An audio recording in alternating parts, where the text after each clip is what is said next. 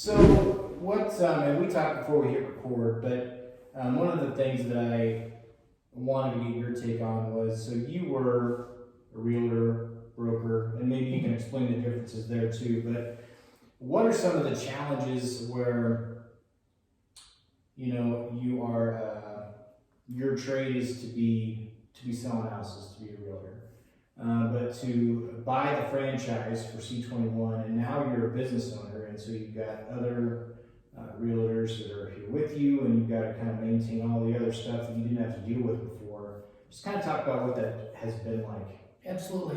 And just for clarity purposes, a licensed agent in the state of Nebraska means you hold a real estate license to sell in the state of Nebraska. State of Nebraska does require you to have a license and also a written agreement with the seller in order to conduct negotiations in real estate business. Okay. Now, a realtor, on the other hand, is a licensed agent that is a member of the National Association of Realtors, which means then not only are you licensed and have to follow state law, we now follow a code of ethics set forth by the National Association of Realtors. Okay. So being a licensed agent and being a realtor are two different things, but that's basically the difference between the two, that a realtor is going to abide by the code of ethics, which tend to be very equal to the state laws, but sometimes in some cases in certain aspects are more heavily laden with, morality, I guess, if you will. Okay. Is the word I'm going to use there. Now, being an associate broker is basically being a licensed agent, other than I'm working for a broker. Yes, I have my broker's license, but I'm working for a broker, not a broker. Now, a broker is somebody who owns a brokerage, is the sole principal broker or managing broker, as designated to the real estate commissions, certainly where my role has transitioned to. Okay. Now, being a broker, I still sell. I have to be, being a new business owner or small business owner. I hate the word broker. I hate the word boss, because that's not what I am for my agents. I call it goat herding, but essentially I'm kind of a mentor capacity. And I knew and had been under several different brokerages previous, so I knew what I didn't want. Right. Couldn't necessarily tell you what I wanted, but I knew what I didn't want. Okay. And so that's when I had this whole dream and vision to this office of moving it towards that direction.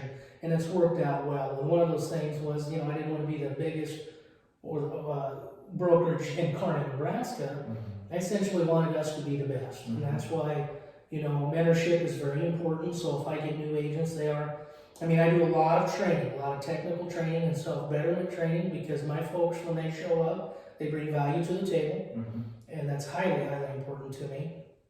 But not only that mentorship to get the younger ones, the new ones, kicked down the road a little bit easier, a little bit quicker understanding, and kind of get into the system a lot quicker than normal, because most agents after 1 year are done. 90% of them are done in 1 year.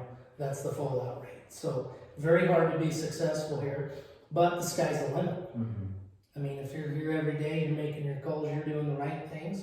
And most importantly, what we've learned essentially through COVID was relationships matter. And I gotta say this, because this is a big deal in our industry. I don't know if you heard about Zillow here in the last week. Oh, no, I guess I haven't. Okay, Zillow quit buying houses.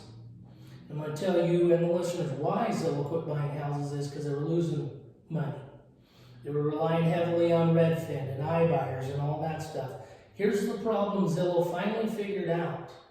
Each market is very, very specific, number one.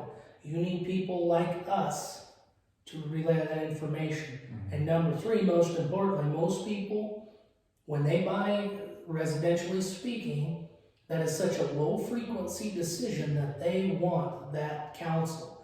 They want that advisory. Okay, so we're not, real estate agents, not really what we do anymore. What I've conformed our office to be is more of advisory and counseling. That's where people see the value in us to bring that to the table. And one word I speak often of is due diligence. Mm-hmm. Have your due diligence on the properties and provide the things that most people don't want to hear, need to hear it, And, you know, they're our boss, you make your own decision, but here's the deal. Here's where we're at, here's, you know, all kinds of things you gotta take into play. Yeah. So, there's the quick.